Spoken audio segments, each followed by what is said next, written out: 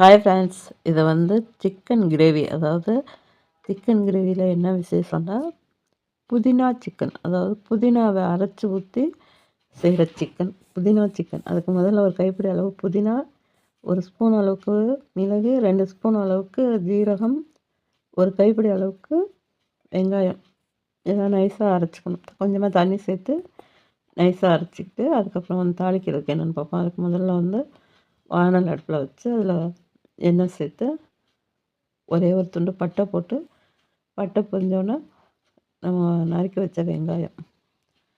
இது அரை கிலோ சிக்கனுக்கு தான் இந்த பக்குவம். அதுக்கு வெங்காயம் பார்த்திங்கன்னா, சின்ன வெங்காயம் கொஞ்சம் மீடியமான வெங்காயமாக இருந்தால் ஒரு வெங்காயத்தை அரைச்சிக்கணும், ஒரு வெங்காயம் நறுக்கி போட்டுக்கணும். தக்காளி ஒரு தக்காளி போதும்.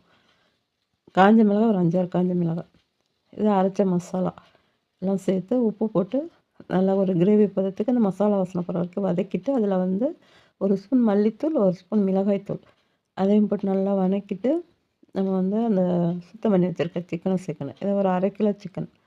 இதுக்கு தகுந்த மசாலா தான் இப்போ போட்டது. சிக்கனை சேர்த்து நல்லா ஒரு கிண்டு கிண்டி ஒரு அரை டம்ளர் தண்ணி, ரொம்ப தண்ணி ஊற்றக்கூடாது. நம்ம இந்த மிக்ஸி ஜாரை கழுவி அதை ஊற்றினாவே போதும். ஏன்னா சிக்கனில் கொஞ்சம் தண்ணி வரும், அந்த தண்ணியில் நல்லா வெந்துடும். அந்த ஜாரை கழுவி அதை ஊற்றிட்டு அதை அப்படியே நல்லா மூடி போட்டு கொஞ்சம் மஞ்சத்தூள் சேர்த்துக்கணும் லாஸ்ட்டாக. நல்லா சுருளை கிண்டி மூடி போட்டு ஒரு 5 நிமிஷம் அப்படியே வேக விடணும். தண்ணி சேர்த்து வேக விட்டால் கிரேவி சூப்பராக கிரேவி ரெடி ஆயிரும். சிக்கன் கிரேவி நல்லா சுருளை கிண்டி எடுத்தோம்னா சூப்பரான புதினா சிக்கன் கிரேவி. இதுக்கு கருவேப்பிலை, மல்லித்தழை அந்த மாதிரி எந்த ஐட்டம் போடக்கூடாது. ஏன்னு கேட்டால் நம்ம இஞ்சி பூண்டு அதெல்லாம் போட்டோம்னா இந்த சிக்கன் நம்ம புதினா போட்டிருக்கோம், அந்த வாசனையை எடுத்துரும். இது ஒரே வாசனை, புதினா வாசனையோடவே புதினா சிக்கன் ரெடி ஆயிடுச்சு. பிடிச்சிருந்தா லைக் பண்ணுங்கள்.